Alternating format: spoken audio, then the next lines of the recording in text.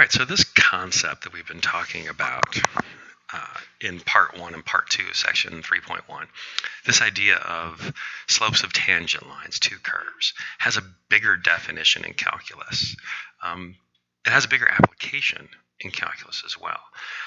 But there are two things I want to note here, that we use language kind of in a sloppy way in calculus.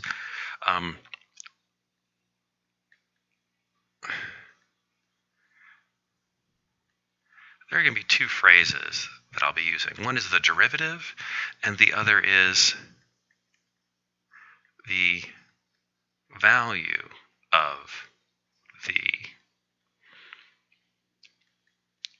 derivative. Right? The derivative is a function. The value of a derivative is a number. Okay, I just want to lay that out. Okay, all right. So let's take a look at the derivative. This thing that we've been doing, this limit that we've been taking, that we've been using to find the slope of the tangent line to the curve at a point, could also be stated as a limit where we were finding the value of the derivative at a point, because we were finding numerical value. Right?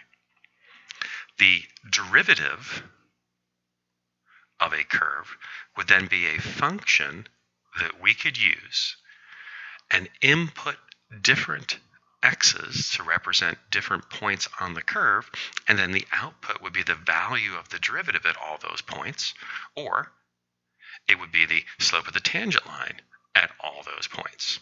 So when we were working these problems before, this was great. I mean, I got an answer of 4 here, but that only worked when x was 3. And if suddenly they turned around and said, okay, what about when x was 5?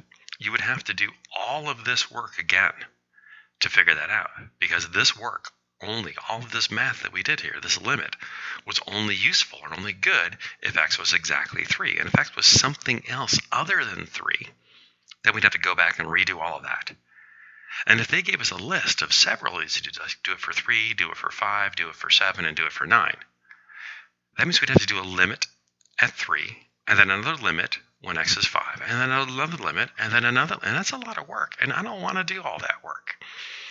So what I'd rather do is I'd rather find the derivative of that function. Now the derivative of a function is another function that can be used then just to plug in an x, and plug in a new x, and plug in a new x, and get all of those slopes rather quickly. Right? And so what we have here is our definition of that derivative. Now, if you look at the limit here, don't worry about the left-hand side. This is just notation. But if you look at that right-hand side, that limit, a moment ago, the definition we were working with was that the slope of the tangent line was equal to the limit as delta x approaches 0 of f of c plus delta x minus f of c divided by delta x. So what's the only difference between these two? In the tangent line definition, we fixed a point by putting a number in. In the limit definition for the derivative, we're going to leave that point as x and then just see what happens. Okay? Now that notation on the left-hand side, this f prime, this first derivative of f. And you'll notice I said first derivative, which implies that there's going to be a second. But the first derivative of f, that's just the notation that we use for it. Okay? The right-hand side is what we're going to do. We're going to do another limit. We're still doing limits here. We're still taking a limit as delta x is approaching 0. It's just the difference between this and the problems we've done before is, in all of the other problems, we found the value of that limit at a fixed point on the curve that we were calling c. When x was c, when x was 2, when x was 5, when x was whatever. Now we're letting that point be any point on the curve, and we let it be variable by leaving it as a variable. Now this also brings up something else, that you have to recognize that delta x and x are two different variables, and that the variable of the limit is delta x. Delta x is the one that's going to 0, x just stays plain old x. Okay? All right, so be sure that when you look at this, you're seeing that the derivative of a function is also a function, and that this new function that we're finding will give the slope when you put in a point, okay? Provided the graph does have a tangent line at that point, blah, blah, blah, blah. So if it goes vertical, it isn't going to work, but yeah. Okay? All right, but this new function, the derivative, has other uses, okay? The derivative can also be used to find the instantaneous rate of change, or sometimes just called the rate of change, of one of the variables, that is the y, with respect to the x. This process that we're going through of finding that derivative is called the process of differentiation. Right? A function is said to be differentiable when that limit exists. Okay? And you can be differentiable on an interval if you are differentiable for every single point in that interval. So terms, applications. Now here's where things start to get ugly. There are a bunch of different notations that are used depending upon how the function was delivered to you. Okay, these are the most common ones. So if you are given a function using Euler notation or function notation f of x, then you would report the derivative as f prime of x. Okay, so when you're given function notation, you give back the answer, the derivative in function notation with that prime or that apostrophe notation. Okay, if you are given y equals as the way your function is defined, then there are two different ways you can give it back. You can say y prime, or you can say dy dx. This dy dx notation is called Leibniz notation. He was one of the guys who was doing some work on calculus, and so he got his name stuck on there for Leibniz notation. Okay, now that takes care of these first three, which are the three most common. These other two over here are a little more formal notation. Right? We'll start with the one on the left. Okay? The dx of f of x. This is a more formal notation that retains an operator. An operator is a mathematical symbol or a mathematical notation that tells you what to do. Right? And so that dx right there tells me to differentiate or to find the derivative of the thing that follows. In this case, the f of x. Okay? So it holds on to the operator. It's not common notation. Most people wouldn't write that. They might write that as a instruction as to what to do. Like here's the operator, here's the function, go make it happen. But you normally wouldn't leave your final answer written in that notation. It's not wrong, it's just uncommon. Most people would go straight to the f prime. Okay? And then the last one. Okay? Now the last one you won't see much of here in Calc 1. Or you might see this. Okay? This is a more rigorous or more formal notation that we don't need yet, but you'll see it again in Calc 3. It's a big one in Calc 3 because it is very descriptive. The major difference between Calc 1 and Calc 3 is in Calc 1 we only have one independent variable, almost always x, and one dependent variable, almost always y. Whereas when you get to Calc 3, you have multiple independent variables. And when you have multiple independent variables, that subscript notation becomes important because then it's telling you what variable are you taking the derivative with respect to. And if that sounds confusing, it is. And you don't need to worry about it until Calc 3. Okay? Now for our purposes here, I will use this a lot. And I will use this a lot. I am not a fan of this notation.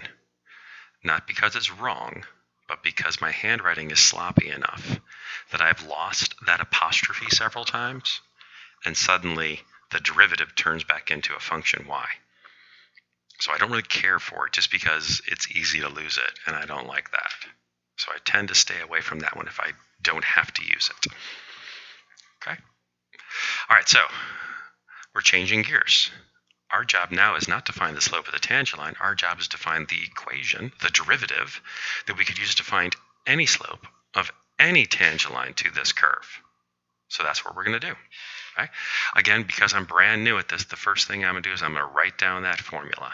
And that formula said that since our function was given to me as f, that f prime of x is going to be equal to the limit as delta x approaches 0 of f of x plus delta x minus f of x divided by delta x.